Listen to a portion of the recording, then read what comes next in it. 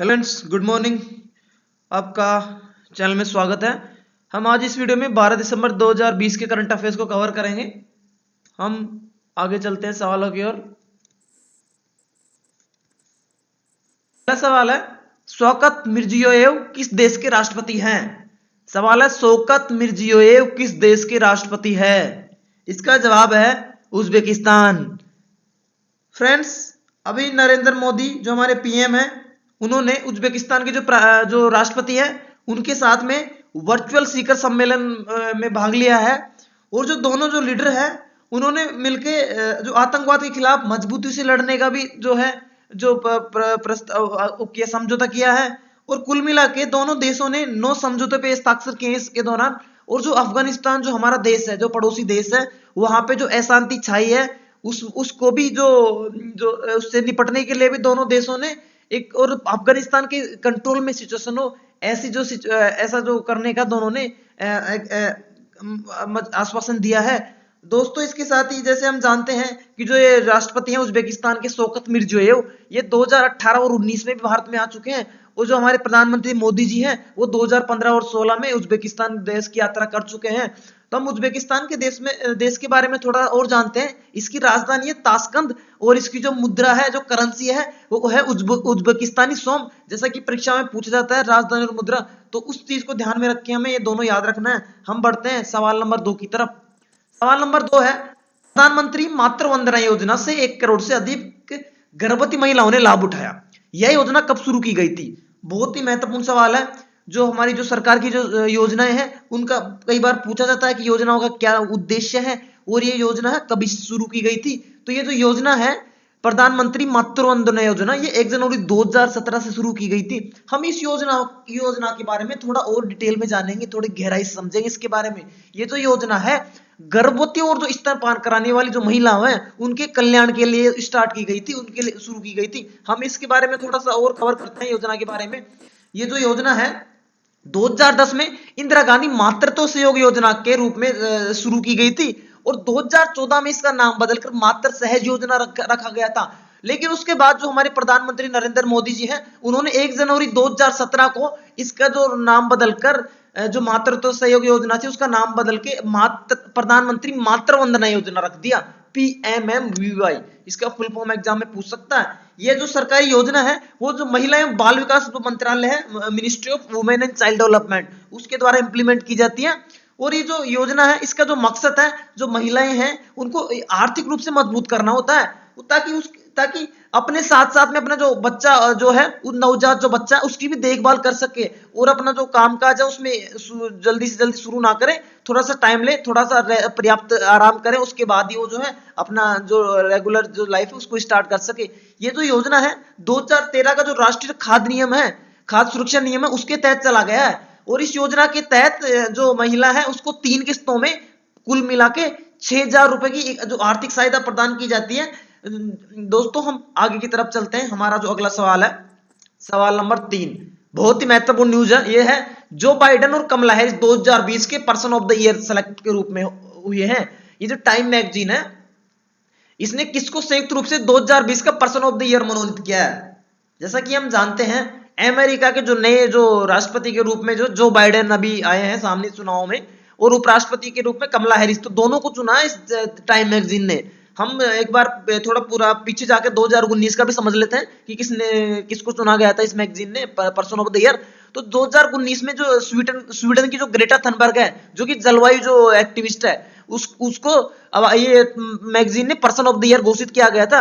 और ये जो बच्ची है वो सम्मान प्राप्त करने वाली सबसे कम उम्र की विजेता बनी थी लास्ट ईयर 2019 में। बहुत महत्वपूर्ण है, कई परीक्षा में ये सवाल पूछा गया था और आने वाली जो रेलवे एनटीपीसी की परीक्षा है उसमें भी इस सवाल के पूछे जाने के बहुत चांस है। ये अपने आप में बहुत ही महत्वपूर्ण न्यूज है जो पर्सन ऑफ द ईयर की। बहुत परीक्षाओं में ये सवाल आएगा, आपको बहुत ज्यादा याद रखना है। ये सवाल को अच्छे से याद रख लीजिए, 2 बार रिवीजन कर लीजिए, लेकिन ये सवाल आपको याद रहना चाहिए, परीक्षा में बहुत आपको उपयोगी साबित हो गए। हम आगे चलते हैं। हमारा जो सवाल है सवाल नंबर 4। सवाल नंबर 4 है, अंतरराष्ट्रीय पर्वत दिवस कब मनाया जाता है? अंतरराष्ट्रीय पर्वत दिवस कब मनाया जाता है? ये जो दिवस है वो 11 दिसंबर को मनाया जाता है। हम इस दिवस की थीम को भी समझ लेते हैं, जो विषय है वो क्या है। इसका जो थीम है वो है पर्वतीय जैव विविधता। पर्वतीय जैव विविधता। हम चलते हैं आगे के सवाल की ओर। सवाल नंबर 5 है, शेख सबा अल खालिद किस देश के प्रधानमंत्री के रूप में फिर से नियुक्त हो गए हैं? ये जो शेख सबा अल खालिद है, ये कुवैत के 8वें प्रधानमंत्री के रूप में चुने गए हैं। ये दोबारा से नियुक्त हो गए हैं। ये काफी ज्यादा न्यूज में है, आपको ध्यान रखना है। प्रधानमंत्री का नाम देके उसका देश पूछा जा सकता है, कुवैत। आगे बढ़ते हैं सवाल की तरफ। सवाल नंबर 6। सवाल नंबर 6 है, करद जनता सहकारी बैंक का लाइसेंस आरबीआई द्वारा रद्द किया गया। बैंक के जमाकर्ताओं को जमा बीमा और credit guarantee Nigam deposit insurance and credit corporation से कितने रुपए मिलेंगे? दोस्तों, ये जो निगम है वो हर एक जो जमा करता है उसको 5 लाख रुपए देगा। दोस्तों, ये जो deposit insurance and credit guarantee corporation है, जिसको हम हिंदी में जमा बीमा और क्रेडिट गारंटी निगम बोलते हैं, ये रिजर्व बैंक ऑफ इंडिया, भारतीय रिजर्व बैंक का एक सब्सिडियरी है। ध्यान में रखना है, पूछा जा सकता है, फुल फॉर्म भी पूछा जा सकता है, और इसका किसका सब्सिडियरी ये भी पूछा जा सकता है। हम आगे की तरफ चलते हैं अगले सवाल की ओर। अगला सवाल है, कौन से देश ने 4 दिसंबर 2020 को पहली बार अपने परमाणु संचालित कृत्रिम सूर्य HL2M टोकामक रिएक्टर को सफलतापूर्वक सक्रिय किया है?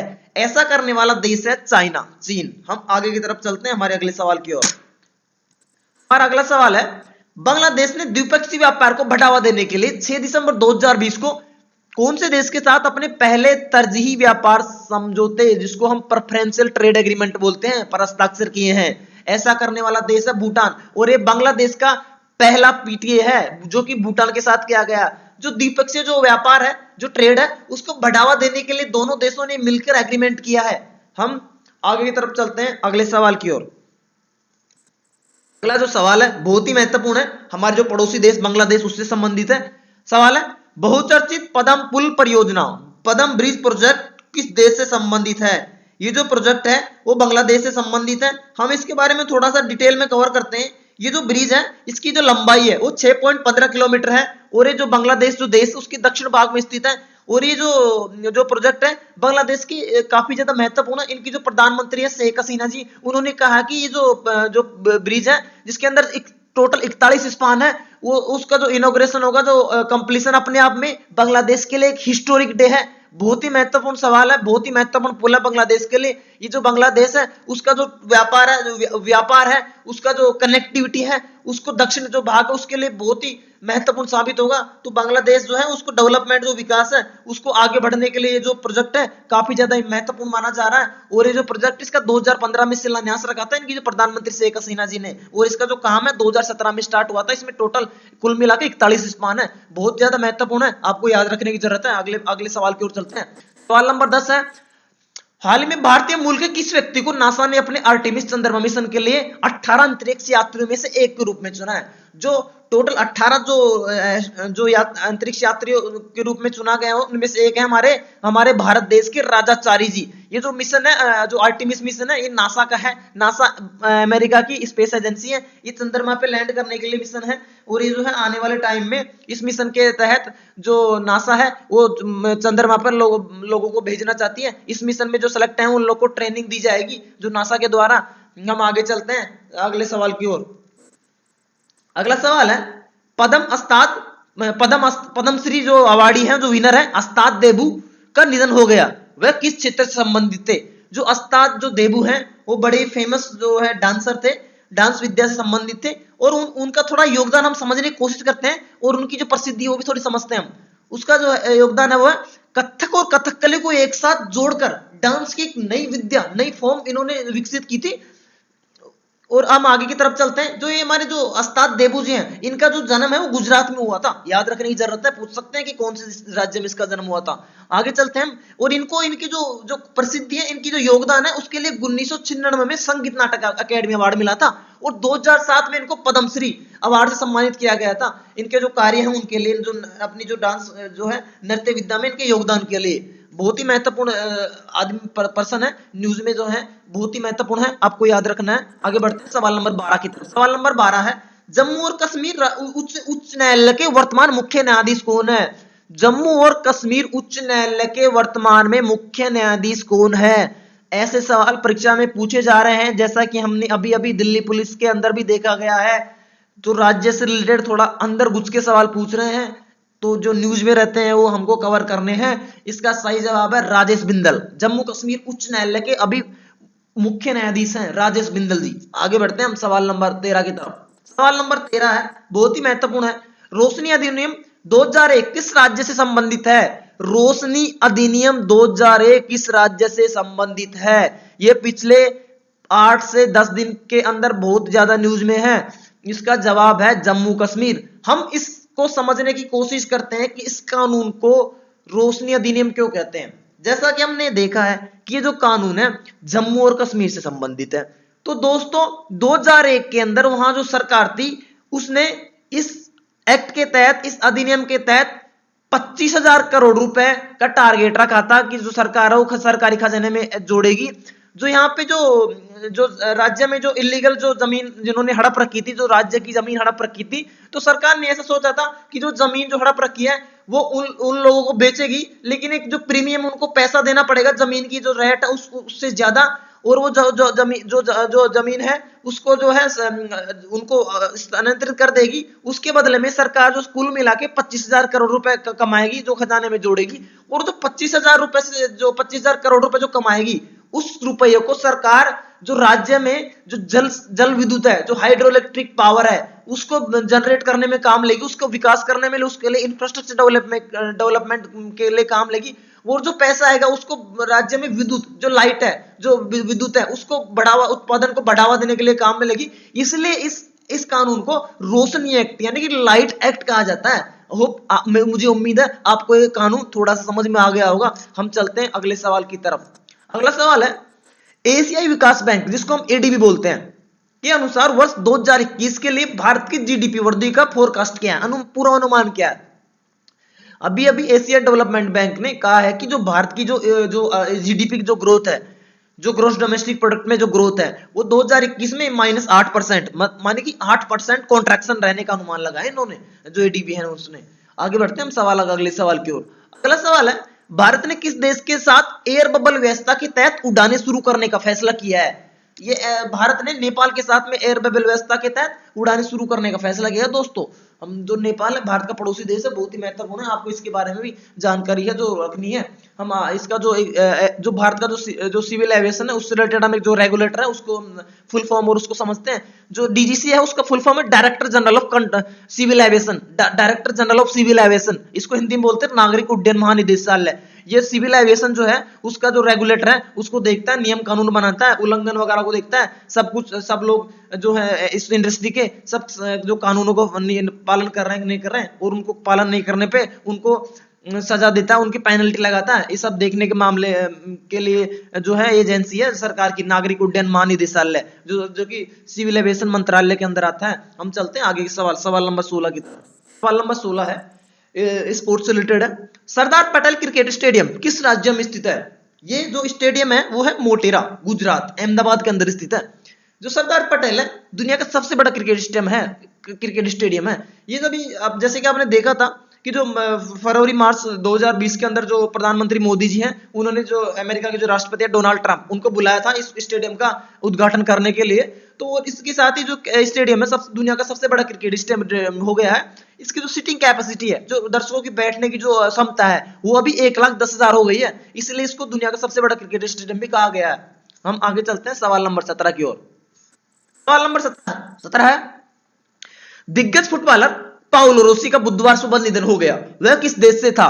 सवाल है, दिग्गज फुटबॉलर पाउलो रोसी का बुधवार सुबह निधन हो गया, वह किस देश से था?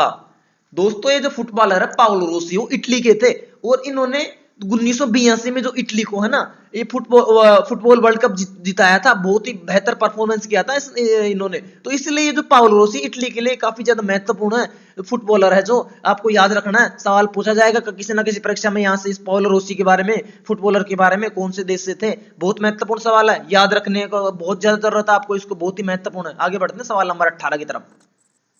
सवाल नंबर 18 है, आवासन और शहरी कार्य मंत्रालय ने स्ट्रीट वेंडरों के लिए प्रधानमंत्री स्ट्रीट वेंडर्स आत्मनिर्भर निधि योजना कब से लागू की है, जिसको हम बोलते हैं पीएम स्वनिधि स्कीम। इसको लॉन्च किया है सरकार ने 1 जून 2020 से। हम इस योजना को थोड़ा सा अंदर से समझते हैं। ये योजना जो है स्ट्रीट वेंडरों के लिए बनाई गई थी और 10,000 रुपए तक का जो है जो इसका जो वर्किंग कैपिटल लोन देने के लिए था, 1 जून 2020 इसको स्टार्ट किया गया था, जिसको हम पीएम स्वनिधि योजना बोलते हैं। ये जो योजना है वो जो कोरोना जो महामारी थी उसके कारण जो बुरी तरह से प्रभावित हो गए थे जो स्ट्रीट वेंडर्स थे, वो उनको सहायता करने के लिए स्टार्ट किया गया था, ताकि वो अपना जो बिजनेस है, अपना जो कार्य है वो वापस से स्टार्ट कर सके। उनको जो दिक्कतें आई हैं, उनकी जो समस्याएं हैं वो थोड़ी कम हो सके और अपनी जो आजीविका है वो वापस से अपना कमाना शुरू कर सके। ये जो योजना है सरकार की बहुत ही महत्वपूर्ण है योजना है। और जो समाज का जो निचला जो पिछड़ा वर्ग है, जो कि अपनी जो रोजमर्रा के लिए काफी जो स्ट्रगल करना पड़ता है, उसके लिए योजना थी। तो मैं कहूंगा बहुत ही सराहनीय कदम है ये जो सरकार का है। इसी के साथ ही हमारा जो 18 सवाल कवर किया आज हमने 12 दिसंबर 2020 के करंट अफेयर्स में। हम आगे की तरफ चलते हैं। हमारा जो दूसरा पार्ट है इस वीडियो का, इस वीडियो में अन्य महत्वपूर्ण समाचार कवर करेंगे जो कि परीक्षा की दृष्टि से महत्वपूर्ण है। आइए हम समझते हैं इनको। गृह मंत्री अमित शाह जी अभी, खेल मंत्री किरण रिजिजू जी हैं, पर्यावरण मंत्री प्रकाश जावड़ेकर जी हैं, बांग्लादेश की प्रधानमंत्री शेख हसीना जी हैं, असम में काजीरंगा राष्ट्रीय उद्यान लोकेटेड है। 9 राज्यों ने one nation one ration card को सफलतापूर्वक लॉन्च कर लिया है। उसके बाद में जो स्पोर्ट्स से रिलेटेड खबर है, जो जेहान दारूवाला है वो फॉर्मूला 2 रेस जीतने वाले पहले भारतीय व्यक्ति बन चुके हैं। जेहान दारूवाला फॉर्मूला 2 रेस जीतने वाले पहले भारतीय व्यक्ति बन चुके हैं। देहिंग पटकाई जो वाइल्ड लाइफ सेंचुरी है, देहिंग पटकाई वन्य जीव अभ्यारण्य असम में लोकेटेड है। आगे चलते हैं स्लाइड नंबर अगले स्लाइड की ओर। अगला सवाल है, अगली स्लाइड है, नारकोटिक्स कंट्रोल ब्यूरो के महानिदेशक जिसको हम डायरेक्टर जनरल बोलते हैं वो भी श्री राकेश अस्थाना जी हैं। इंडिया मोबाइल कांग्रेस 2020 का समाप्त हो गया है। इसको नरेंद्र मोदी जी ने ही इनॉग्रेट किया था। इजराइल के जो प्रधानमंत्री हैं उनका नाम है बेंजामिन नेतन्याहू और राष्ट्रपति हैं उनका नाम है रूबेन रिविल। इजराइल के प्रधानमंत्री काफी न्यूज में रहते हैं, बेंजामिन नेतन्याहू और राष्ट्रपति रूबेन रिविल। भारत और इजराइल के बीच काफी अच्छे संबंध हैं। दोनों देश काफी एक दूसरे के टच में रहते हैं, एक दूसरे के साथ काफी सहयोग करते हैं, कोऑपरेट करते हैं। अगला है, केंद्रीय सामाजिक न्याय एवं अधिकारिता मंत्री श्री थावरचंद गहलोत जी हैं। केंद्रीय पर्यटन एवं संस्कृति राज्य मंत्री श्री प्रहलाद सिंह पटेल जी हैं। अगरकर अनुसंधान संस्थान ARI जो है पुणे में लोकेटेड है। गोवा के नेशनल पार्क है, राष्ट्रीय उद्यान है, भगवान महावीर नेशनल पार्क। परीक्षा में पूछा जाता है, आपको याद रखने की जरूरत है। आगे चलते हैं। भूटान के प्रधानमंत्री लोटे शेरिंग है। हमारा जो अन्य महत्वपूर्ण समाचार है वो यहाँ पे खत्म होता है। हम आगे चलते हैं आज के सवाल की ओर। आज का जो सवाल है वो है, म्यांमार की राजधानी और मुद्रा बताना है।